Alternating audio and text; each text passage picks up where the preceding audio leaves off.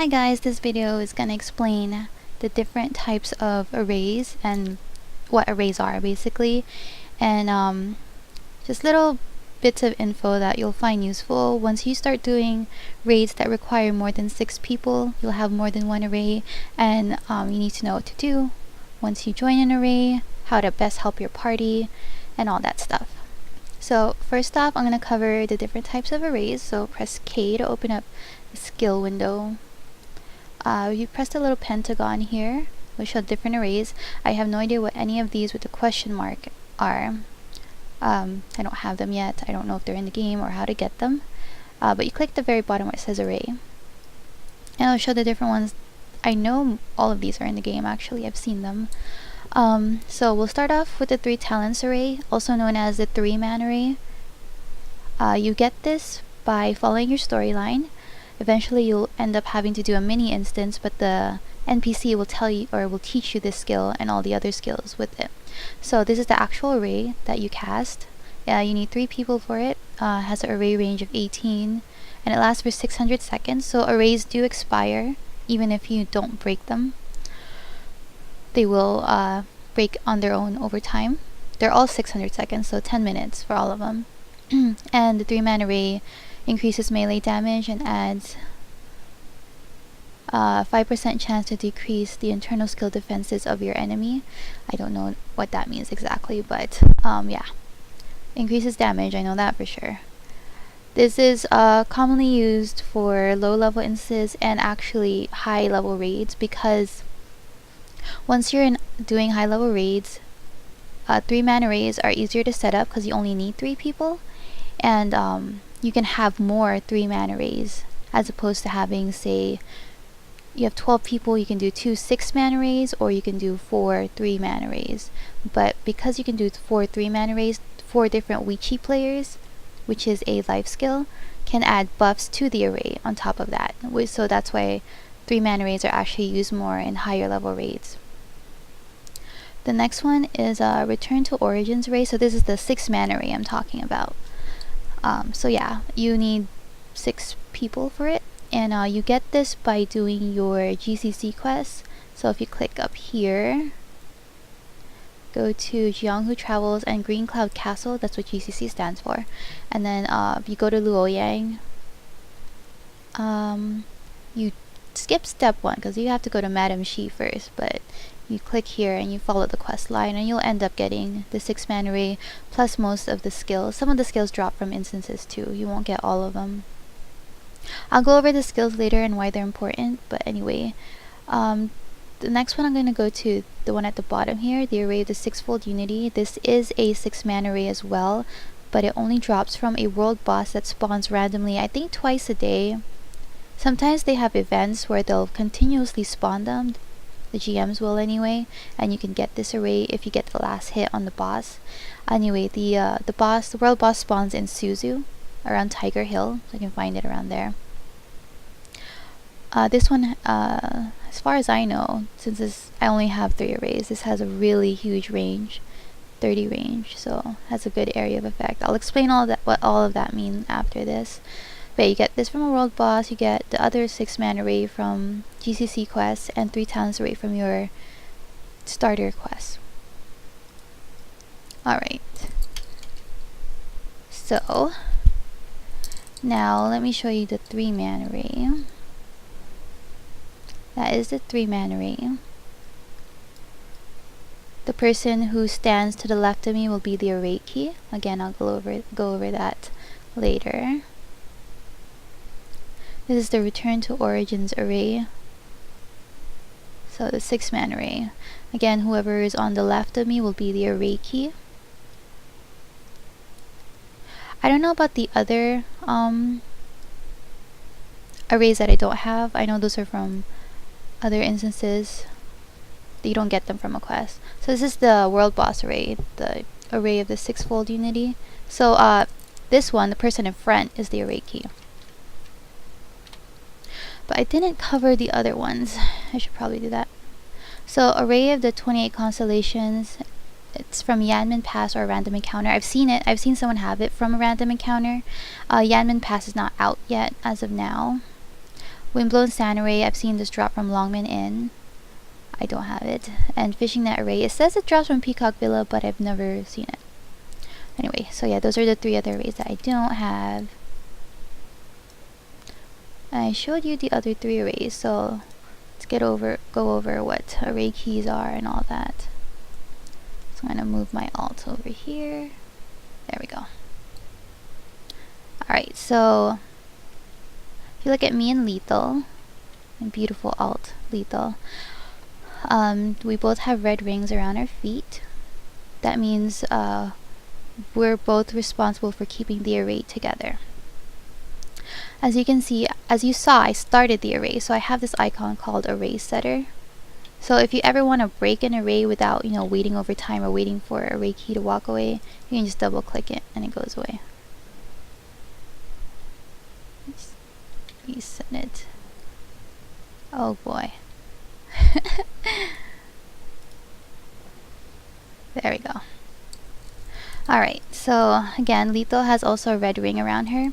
Since she was on the left of me when I casted the array, she's the array key. What that means is she has to stay within the boundaries of the array at all times, otherwise it will break. So you see the red line right here, that's the array boundary. It moves where I move because I set the array. So as an array key, they have to stay near you, or at least within the boundaries at all times, otherwise they will break the array. If you're an array key and you overstep the array, you'll get a notification in the middle of your screen saying you've overstepped the array boundary. So if that happens, eventually the array will break if that person does not go back within the boundaries. Another thing you could do is change who the array key is. So Bright was in the array as well. Click her, and then right click her portrait and set as array key. So now the array key is on Bright. It's pretty simple. So it's good to know who your array key is when you do set an array, so that way you can let them know to stick by near you. And the person who starts the array, usually you want it to be a Ouija player, because that's the entire point of a Ouija player, is that they set arrays. They set arrays and they add buffs to those arrays. So yeah, fucking Skype. Anyway, so yeah, Ouija players, it's a life skill. I don't have it, so I can't really go over it, but they select like different buffs depending on what scripts they have. And in higher level raids, once people get the really good Ouija buffs, that's why people want to set up 3 mana arrays, so we can have more of those buffs, more of the different good ones. You can't stack the same ones, by the way, the same Ouija buffs, but that's why 3 mana arrays are pretty important. So next I'm going to go over the array skills and why it's important. So I already set up a few of them on my skill bar here for the 3 mana array, but let me just show you them again. So there's just three things you need to know about array skills. There's a all of one mine, there is a charge and breakthrough, and there's a parry punch, or not parry punch, array punch, sorry.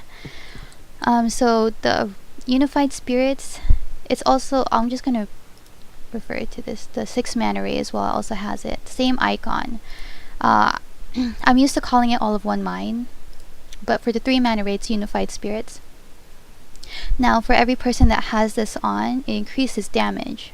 So when you're in an array, whether it's 3 man or 6 man, either one of these, you do want to activate this skill unless you're tanking. So that's what charge and breakthrough is.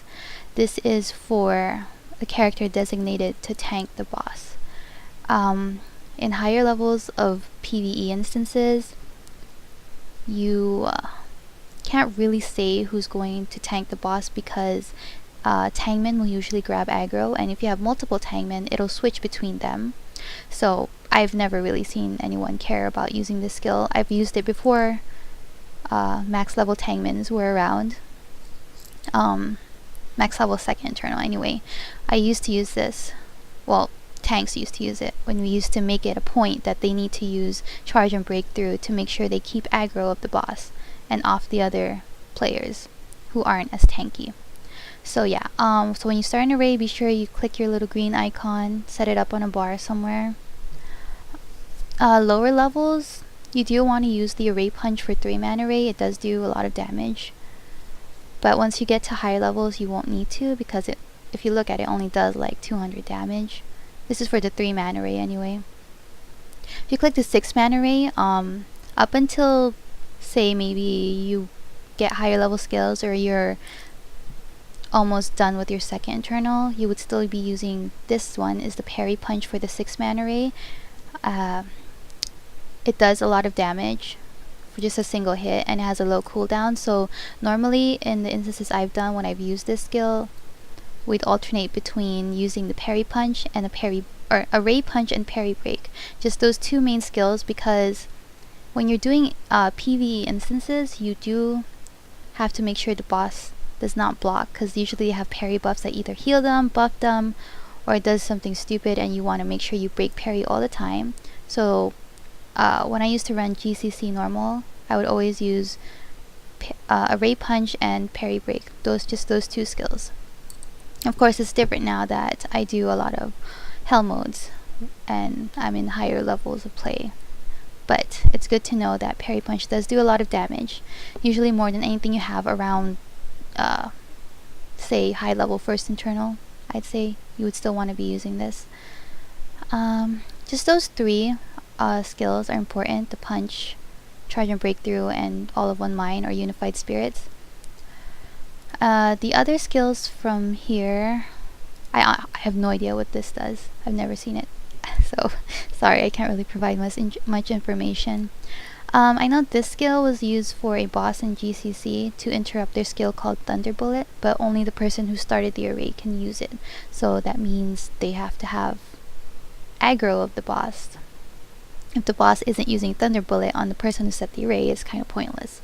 But I've never used it, and I don't know. I don't have any skills for this one because I only got the array from the world boss. I don't think it drops any of the skills yet, at least. But yeah, so I think I went over through everything. Witchy players. Okay, so when you start a team, only the team leader, so Secret is a team leader, has a little flag here. Only a team leader or team assistant can set an array. So you can't have assistants in a regular team, so you'd have to convert to raid this button right here.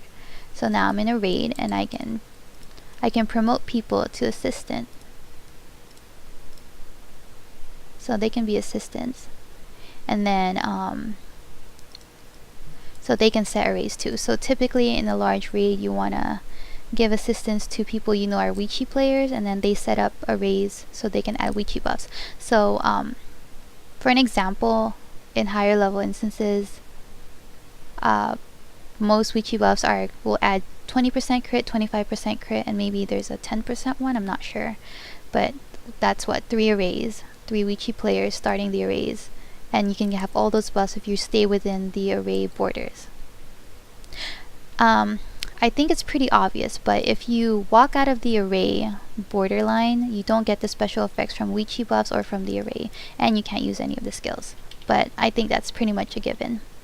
But anyway, I hope this helps you understand how arrays work, and they are important. So if someone starts an array, get in the goddamn circles, okay? Don't waste anyone's time.